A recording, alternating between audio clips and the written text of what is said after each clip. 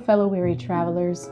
So, this is not a video that I was going to do this week, but we're doing it now anyway.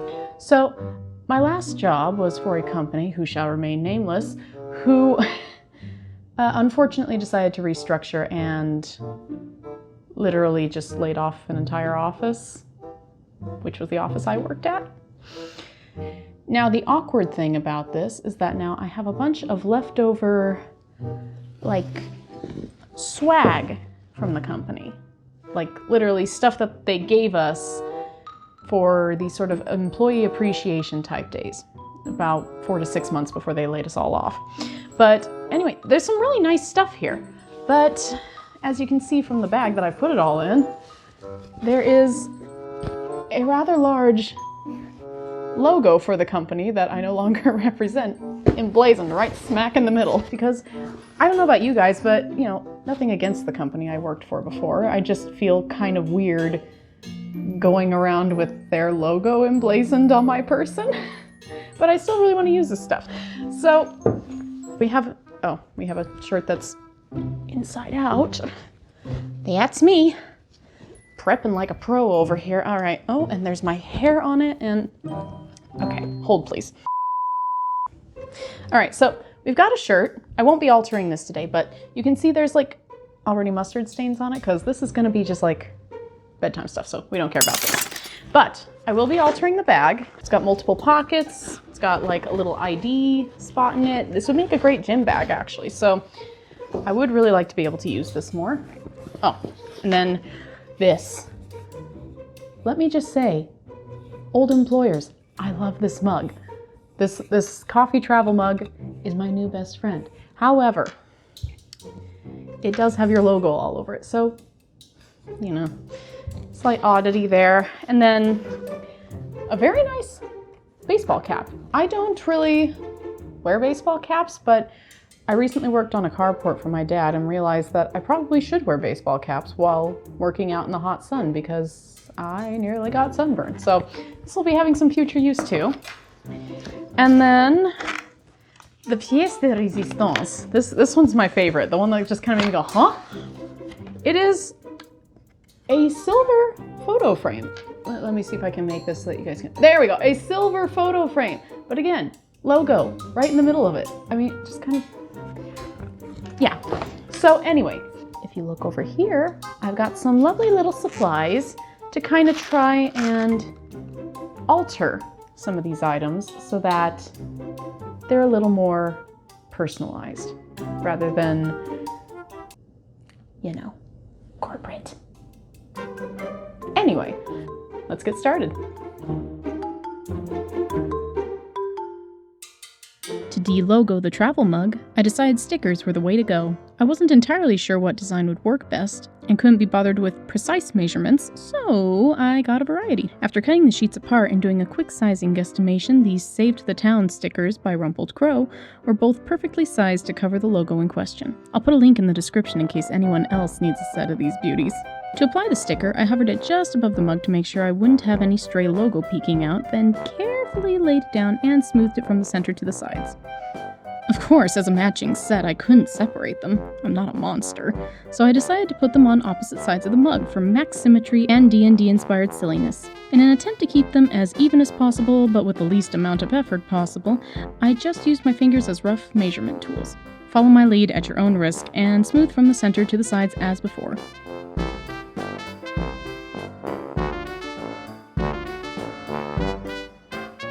I absolutely loved the look of these, but anyone who knows me well also knows I can be a bit extra at times, and this was no exception. I added my side questing knight, too bothered with treasure to be helpful to the quote-unquote saved side, and these adorable Soot Sprites by Marissa DeCray to the actually saved side. Sadly, this design is no longer available, but I will link her shop as well as my knight design in the description. These are all transparent water-resistant stickers from Redbubble. They've held up nicely with careful hand washing.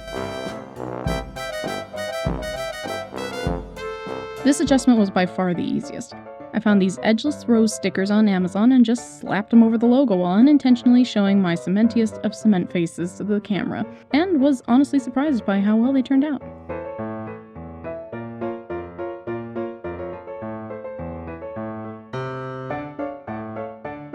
And now we come to my Waterloo, as it were. Not literally, I suppose, but this is where things started to take a slight turn. I found these lovely little flower patches on Amazon in a multicolor set, as well as these pretty little koi fish. The koi are ironable, but I decided to stitch on everything in case I wanted to make changes later. After settling on an arrangement that would both cover the logo and appease my personal design sensibilities, I got to sewing.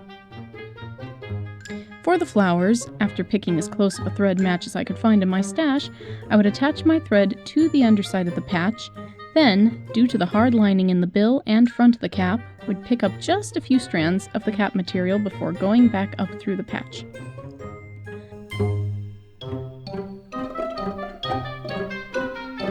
I would then continue this process through a few key locations in the base petals and leaves.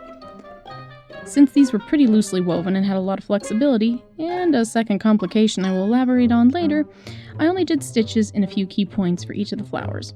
As for the koi, we'll circle back to them later.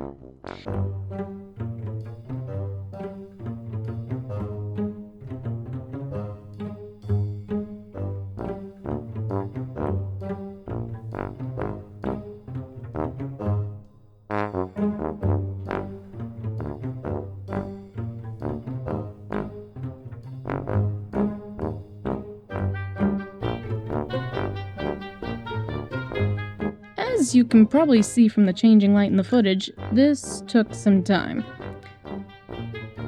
And then... Hey everyone! So...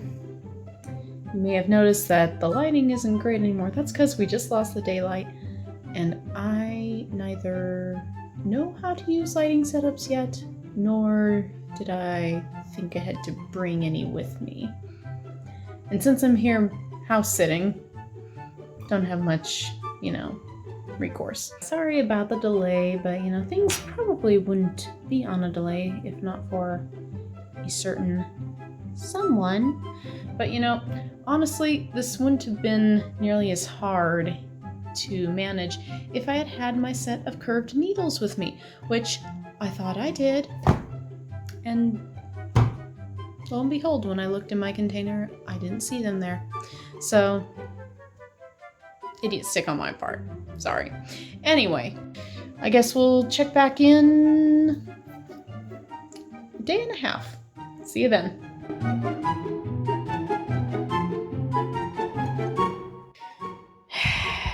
Y'all, I just found a set of curved needles.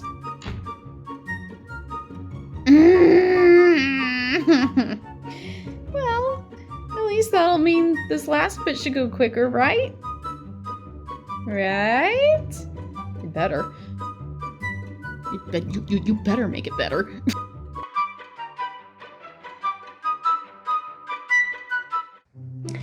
And we're back.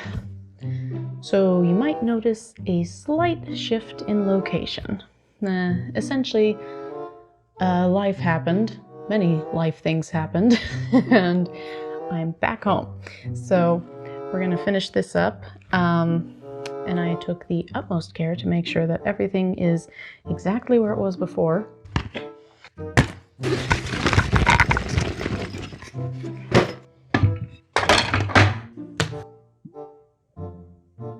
Utmost care. No expense spared. Anyway, moving on. As you might have seen in the other little clip that I included, I found the wayward, I guess you would call these I don't know, canvas needles or maybe upholstery needles or something like that. Point is, they curve. And this one in particular should probably be very helpful to our purposes because I think it's small enough that I can use it without completely destroying some of this stuff. If it turns out to be too thick, then we'll just hold off on it until maybe we do this bad boy. But we'll see. For now, we're gonna give it a shot. We have the really skinny needles as backup in case we need them. And yeah, let's just pick up where we left off.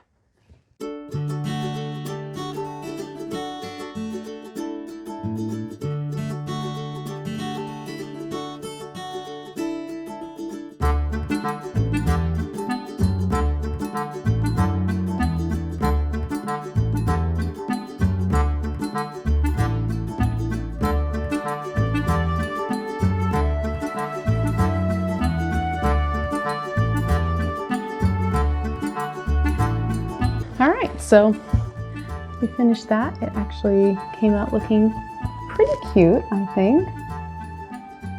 What do you guys think? Let me know down below.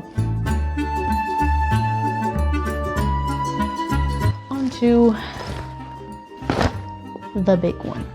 So with this guy, it looks like there's just one big logo here. And you know, it's a flat logo, and to make things even easier, it's right on top of this giant freaking pocket. So I can come up with some sort of design that'll just make sure this gets covered in the midst of all my noodling about on here. And since it's open, I can actually go back to using the regular needle and just be really careful. All right, so let's get started on this. So I think we've hit a good starting point here. We kind of got the little flowers starting all the way over here in the corner and kind of have the little koi nestled in there, very conveniently covering that logo. Now we'll just pin everything down with about 5 billion pins, and then we'll get to sewing. Honestly, other than the absolute nightmare of trying to avoid all the pins holding things in place, this was a breeze to sew compared to the hat. For the flowers at least. The koi still required a somewhat specialized stitch where I would bring the needle up through the base fabric next to the patch, loop the needle over and under the white border stitches of the patch, then dive back down into the fabric, creating a messy but more or less consistent border around the bits of the koi that were directly touching the bag.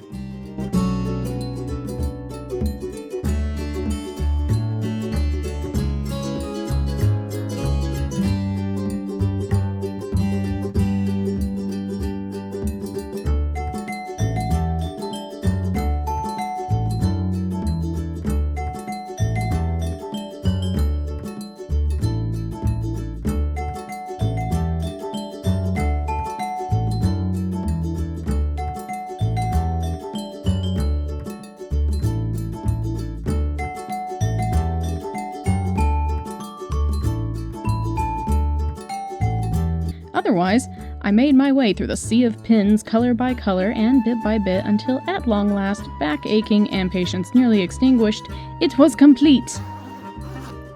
And we finished them all. I don't know about you guys, but I'm actually kind of happy with how these turned out. Let's try and choose a favorite. And that's going to be hard because it's got to be between the bag and the mug for me.